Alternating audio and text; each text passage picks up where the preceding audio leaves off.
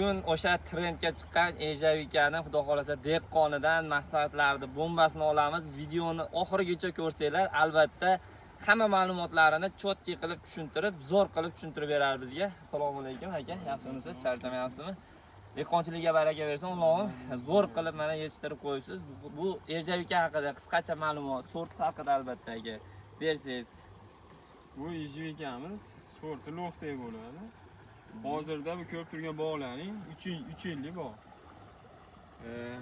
Yana buni qisqacha ma'lumot bersak, shu 2 ga 1 ekilgan. Katta ob'yomga 2,5 ga 1 hektar o'rasida gektarga. Nechta gektarga shundan? Gektarga 4 mingta ketadi. 4 mingta. Bu aka nechinchi yoshdan hosil beradi? Ham o tikoni bo'lmasa ham, ko'rinadi, mana tikoni yo'q umuman. Bu tikoni bo'lmaydi. Ha. Bu ekansiz, 1 yil tarbiyalaysiz, 2-yilda hosilga berishni boshlaydi. 1 kilodan 5 kilogacha beraveradi. Hozirda sotilayotgan jarayoni shu realnisi 26 mingdan 40 minggadir sotyapmiz. 40 ming so'mgacha. Albatta. 3-yoshidan necha kilo dedingiz hozir buni 3-yoshidan? 3 yoshida mana shu ko'rib turganlar 10 kilodan 15 kilogacha beraveradi. 25 ming sotilyapti. 10 kilo bo'lsa ham 250 ming so'm bir tupidan gektarga 4 ming dona ketargan. Chiroyli qalin bas, o'rta holatda eksili. Hozir bu yerdacha qalin bo'lgan. Bu akamiz ham yangilik sinagani olib kelib ekishgan. Juda ham zo'r bo'lyapti. Bu tomonlarni ham ko'rsataylik-da, aka, bu qarang. Vid atmosfera o'ta bomba. Bu Quvasoyda, Farg'ona viloyati Quvasoyda.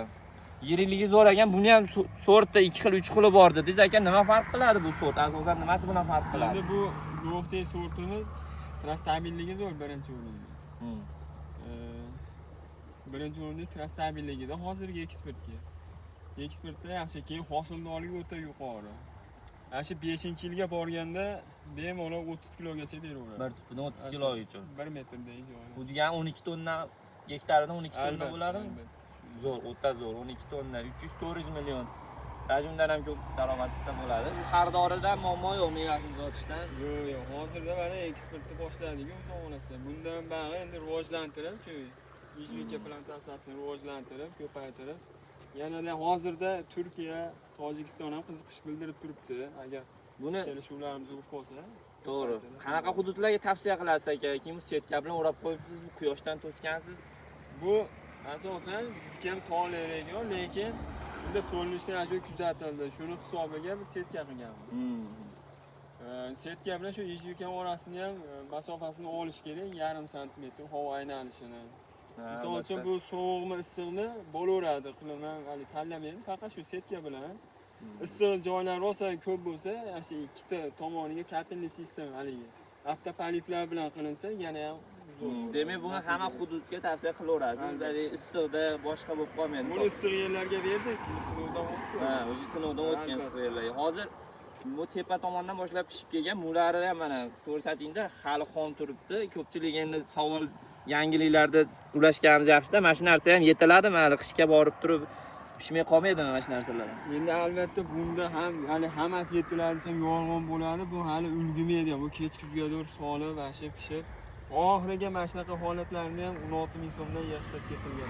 Tozalashga berarkansiz oxirini ham. O'zi uzumga o'xshab meva qilar ekan, o'ta ham go'zal. Mana bu tomonlarni ham ko'rsatingda holatlari. Buni foydali xususiyatlari ham juda ko'p-da. Mevalar ham pishgan sari yiriklashaverar ekan, shuni bildim, lekin mana o'sha mayda mevalar bo'lsa, pishgan sari yiriklashgan hammasi.